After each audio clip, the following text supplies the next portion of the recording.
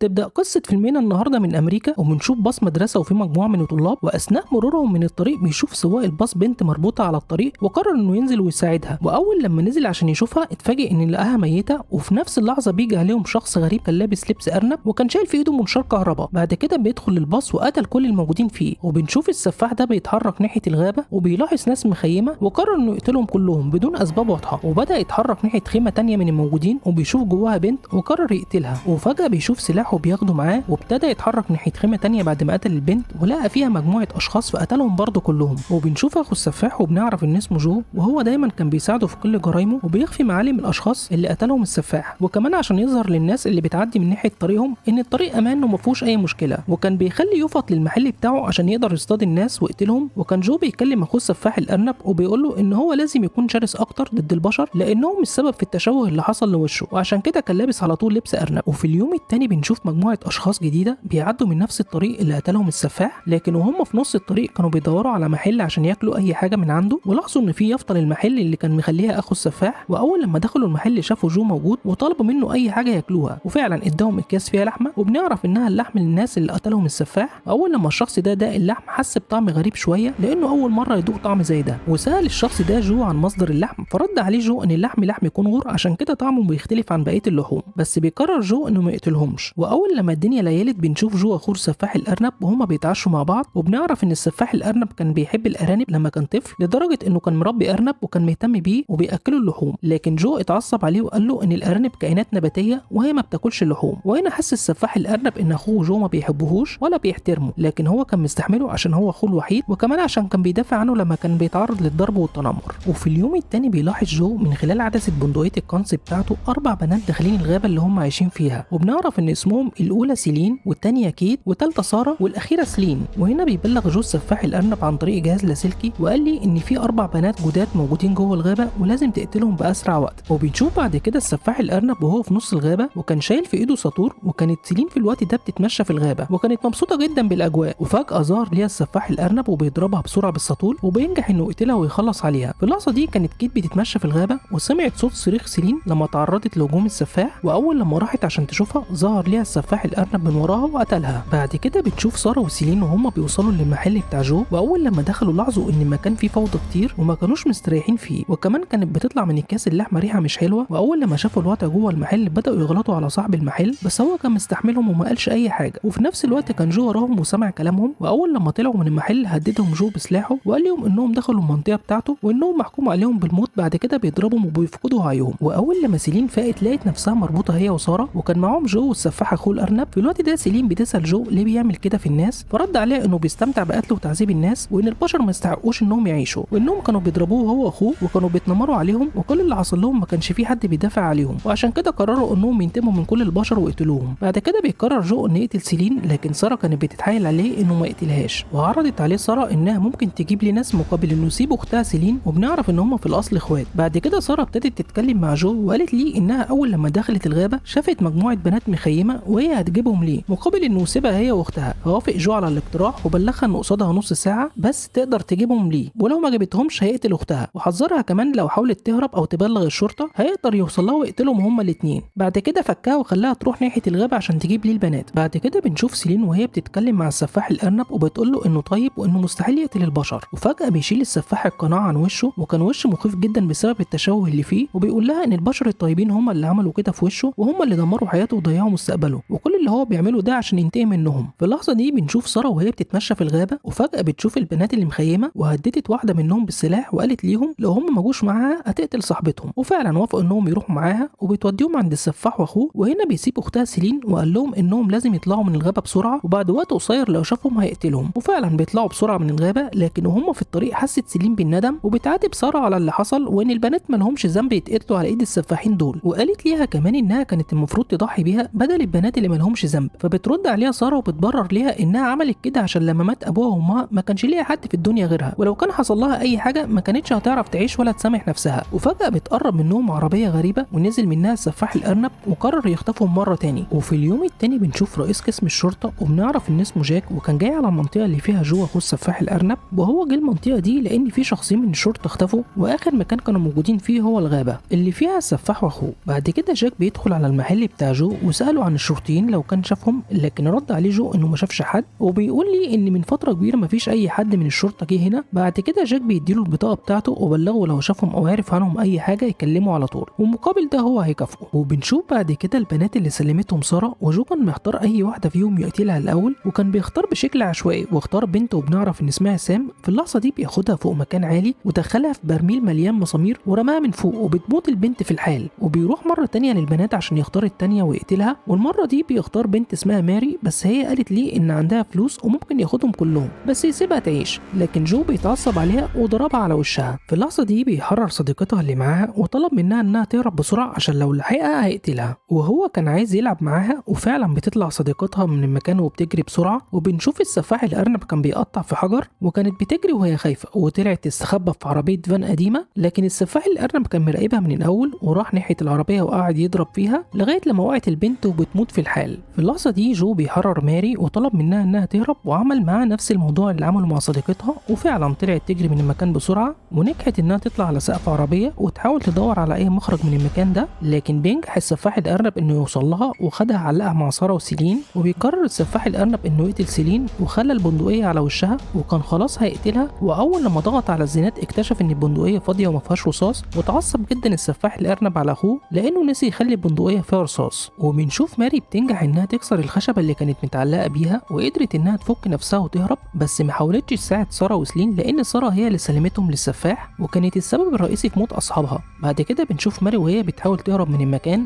بس كان في جرح في رجليها كان مخلي عندها صعوبه في الحركه بتاعتها. في الوقت ده بيشوفها جو وقرر انه يخلص عليها وضربها رصاصه تانية في رجليها وبتقع فورا على الارض. وهنا جو بيطلب من اخوه السفاح الارنب انه يقتل ماري بالمنشار، لكن هما ما خدوش بالهم ان ساره وسيلين قدروا انهم يحرروا نفسهم ويهربوا. في اللحظه دي جو بيلاحظ ان ساره وسيلين هربوا وقرر ان هو يدخل الغابه ويدور عليهم، وبدا كمان السفاح الارنب يدور مع اخوه. وبنشوف ساره وسيلين بينجحوا ان هم يوصلوا لجاك ضابط الشرطه وحكوا ليه على كل اللي حصل معاهم، وطلب منهم جاك انهم يركبوا العربيه بتاعته، وقال لهم كمان على مكان مسدس في العربيه عشان لو حصل ليهم اي هجوم من السفاح واخوه. وبنشوف جو اللي كان لسه بيدور على ساره وسيلين في الغابه، لكن فجاه بيظهر جاك من وراه وهدده انه هيقتله. وبيتكلم جاك مع جو بيقول له ان هو كان شاكك فيه من البدايه واتهمه ان هو السبب في اختفاء الاثنين من الشرطه، وقال له كمان ان هو مش هيقدر يهرب من العداله. فرد عليه جو اللي ما هموش كلامه وقال له ان هو اللي هيقتله وهيخليه كمان يندم على كلامه معاه. وفجاه بيظهر السفاح الارنب وكان لسه بيدور على ساره وسيلين، وفي الاخر بيشوفهم جوه عربيه جاك وراح ناحيتهم وبيهجم السفاح الارنب على سيلين، وللاسف بتموت سيلين بسبب المضاعفات اللي حصلت ليها.